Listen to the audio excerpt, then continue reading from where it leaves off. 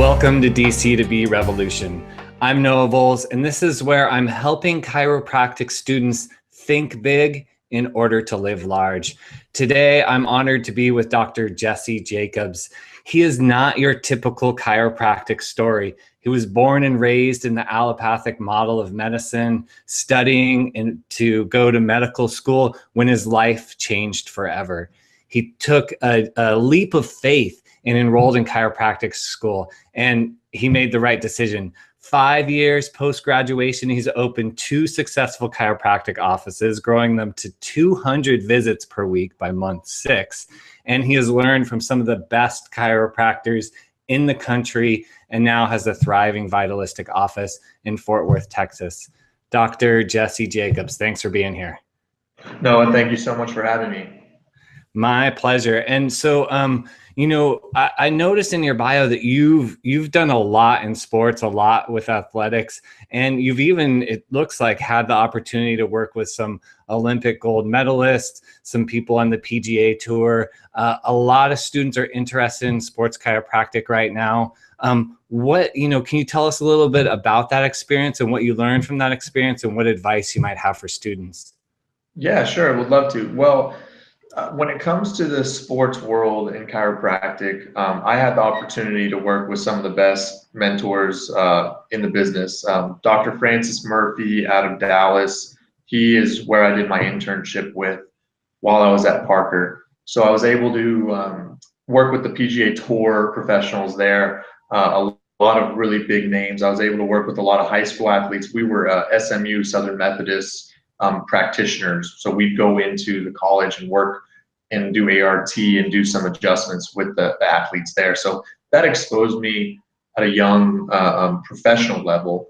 But then I was able to work with another doctor out in California, and he sees a lot of Angel players, because he was in the Southern California area. So a lot of LA Angels, Misty May Trainer, who's a Olympic gold medalist, and a few other gold medalists out there. And the sports world, when it comes to chiropractic, is great.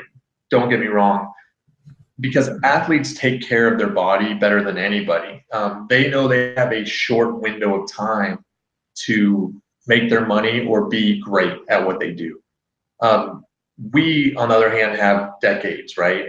And that's where we have a career. Well, their career is shortened, so they can't let their problems kind of linger and carry on, create and affect their performance on the field. So I love working with athletes because they get it.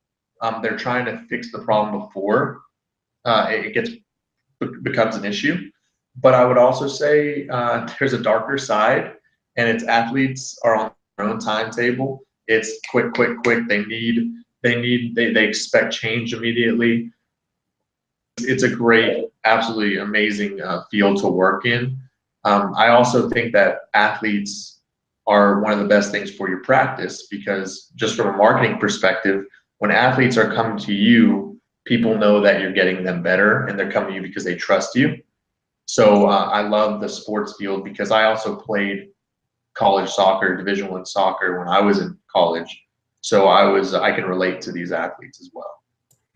Yeah, that's great. And you mentioned how you were also, most of the athletes you worked with were through these other practices. Have you made a real effort in your own practice to target athletes or to, kind of build those relationships, since you have that knowledge from your days as in Division I soccer?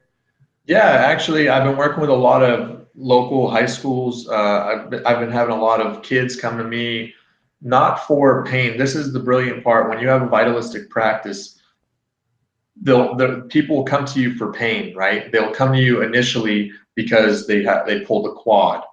But when they go to different doctors and they keep pulling this quad, or they keep having hamstring issues, and then you break it down to a vitalistic approach, not going straight mechanistic, spine is out of alignment, putting pressure on nerve, but you really get into a whole body approach. People understand, okay, that's why this keeps reoccurring. And so I have a lot of club athletes who are doing amazing. They're coming to me without any sort of discomfort, any pain. They come to me for performance. But also, to answer your question, Noah, yeah, I do have some MLB pitchers, a couple that play for the Detroit Tigers. They live out here, but they are obviously in season right now, so I haven't seen them, but I see their family. I see I have a few other athletes from TCU. TCU isn't too far down the road, but I've been working with some of their strength and conditioning coaches to possibly come in and do some work in the TCU field house on weekends. So I've only been in practice here for less than a year. So I'm still kind of establishing myself, but I have some bigger names coming in when it comes to athletics. So it's pretty cool to see. Yeah, that's great. There's so much I want to ask you about that. The one thing I wanted to kind of focus on is you mentioned, working within the vitalistic model and not focusing so much on pain, but focusing more on structural performance, perhaps injury prevention, this whole body approach. Can you talk a little bit more about how you articulate that to your practice members and how you help them get on board with that approach? Yeah, well, pain is a great motivator, right? It's one of the best motivators. So I would say that most people, when they come to you, they're in pain. And so I'm not going to sit here, Noah, if you came to me and said, Doc, my elbow is killing me. I can't, hit this tennis ball. I'm not going to say, well, the elbow and the position sense of your neck and the proprioception. And they're like, Doc, I don't have any problems with my neck. What are you trying to, I see so many vitalistic docs that start talking about, how the nerves in the neck go to the thyroid, and people are talking about their elbow, and you're trying to push your agenda on the patient. So the way I approach it is I make sure I tell the patient what we can do for them, and I also do, if there's an elbow problem, I might take cervical x-rays to see what is going on in the neck, if there is any relation to the elbow. But I don't talk to the patient about it until we kind of get them stable. Until the elbow, we do some soft tissue work. But if it's a chronic injury, then we will look to the spine. Remember, look to the spine disease, right? That's where a lot of problems come from, and that's what we are experts at. So coming from a vitalistic approach, it's also, if you really want to get ingrained with your community and not just be that sports doc, you got to talk about the whole body approach to your patients and to your community, because then they'll know that you can help with other areas. They're not going to come to you just for the elbow pain or the knee pain or the low back pain. Then they know that they can trust you, and they can trust your opinion, even if it's something that you can't help. I mean, I'm a young doc, right? People always ask me, oh, you look really young. I mean, have you graduated high school? I mean, I hear it all the time, and I have fun with it. It's fun. But when people come to me for all their health complaints, even stuff that I will be first to admit are outside of my range, I'll make sure I send them to someone who can, but at least they know they can trust my opinion or what I think when it comes to the health advice. Yeah, I'm so glad you mentioned that. I feel like you've done a really good job of talking about how you're a part of your community, and you're really building that rapport and that trust, so that you have some, for lack of a better word, influence in the decisions that people make. You're a young doc, but you've been really successful. What have you learned? What were what's kind of the origin story of your success? What have you learned along the way that you would want to pass on to students? Man, that's a great question. And I wish I could say it all in the short amount of time we have, no, but okay, so pattern recognition, number one, modeled behavior. If you gotta, don't reinvent the wheel. There are people out there, doctors, that are super successful, and they have exactly what the recipe is. And so you don't have to go try to reinvent the wheel or try it on your own and kind of see what works. I mean, it might work, but if you have the persistence and you have the money and you have the patience.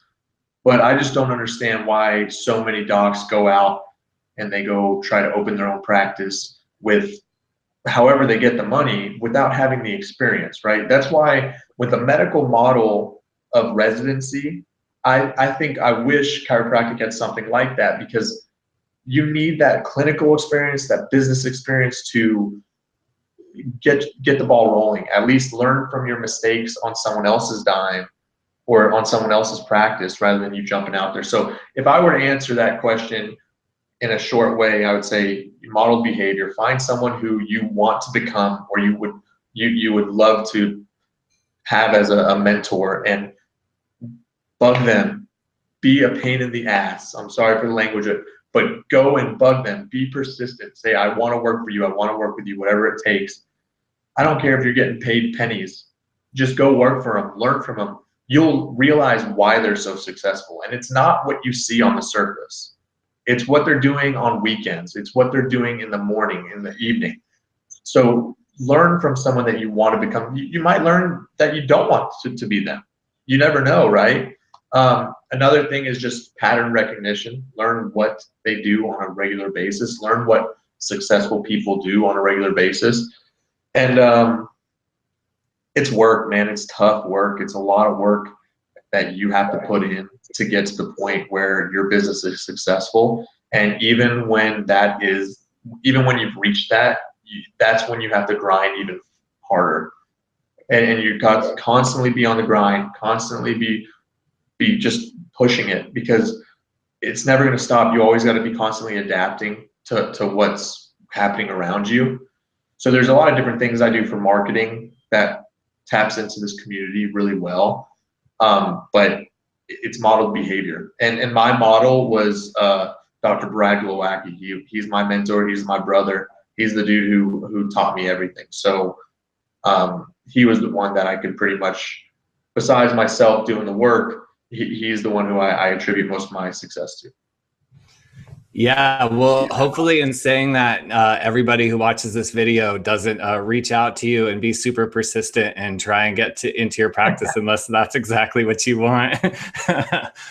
I'm getting to that point where I might need an associate. So perfect. that was not on purpose. I can promise you that. Yeah, I know it wasn't. But that could be perfect timing. And you mentioned, about working hard, but you've got a full life outside of your practice. You've got a family. You just opened your practice. It's relatively new. So can you talk a little bit about finding the balance and making sure that, working hard in the practice is important, but also working hard in your relationships and sustaining everything in your life is really important. How do you prioritize things to ensure that the things that you're doing are the highest impact for you and don't take away from that precious time with your loved ones? No, that's another, you're asking some awesome questions here. I got my wife and my two beautiful boys, it's a 4-year-old and a 2-year-old. And for any of you parents out there, young parents, even older parents, what it takes. It's a busy household right there with 2 kids. Prioritizing isn't the issue. My family's first no matter what. I'm only open 4 days a week, Monday through Thursday. So I scheduled that on purpose, because Friday, Saturday, Sunday is my time with my family. But my wife, she knows that I might not come home until 8:30 on a weekday, because I'm working, because I had a late patient, because I had paperwork, whatever it might be. When I pull up in my parking lot, I'm in a medical pretty much park. I have a neurologist next to me. I have an orthopedic doc. I have a pediatrician. It's all medical allopathic here. And I'm right in the middle, and I'm the first one that shows up to this park in the morning at 6:55, and I'm usually one of the last ones to leave. So I put in the work during the work week, because when I go home, it's going to be all family. So another way that I kind of prioritize is I've learned from my mentors, and I've seen the work they put in and what they get out of it. And when you're trying to raise, good humans, good kids, and you have your spouse that she also needs to be happy or he needs to be happy. You got to be clear, and the communication's got to be sound from the get-go. You know, if you're trying to open a practice for all you young DCs or soon-to-be DCs, and your wife or your partner or your spouse is there with you along the journey, you got to talk immediately. Me and my wife, we sat down in a Starbucks and had this conversation, and I told her, you need to be my rock. We're going to go through some really tough times in the future with opening this practice. I need you to be my support. And that communication was clear from the beginning. She knew what to expect, and we're riding this thing together. That's so important. I feel like you really hit the nail on the head in terms of, communication is the key to, with your relationships, either that's your family, your wife, your kids, or even, your practice members or whoever it may be. And I know that a lot of students are going to want to communicate more with you, reach out to you, really try and learn how you got on the fast track and were able to be so successful so quickly. So how can students get in touch with you? What's the best place to reach out? Well, best way would just be email. It's Dr. Jacobs, DrJacobs DC @gmail.com. So Dr. Jacobs with an S, DC @yahoo.com. Just email me. One of Noah, we were talking over at Cal Jam. One of my main goals is to help students, because you're right. It seems like I went through a fast track, but I spent almost 3 years, crazy times, busting my butt getting to this point. But I knew it when I saw other people opening practices and kind of doing all right, or when I saw other guys taking jobs at places they didn't want to work at, and other friends of mine working at PI offices and just doing nothing but personal injury and work comp.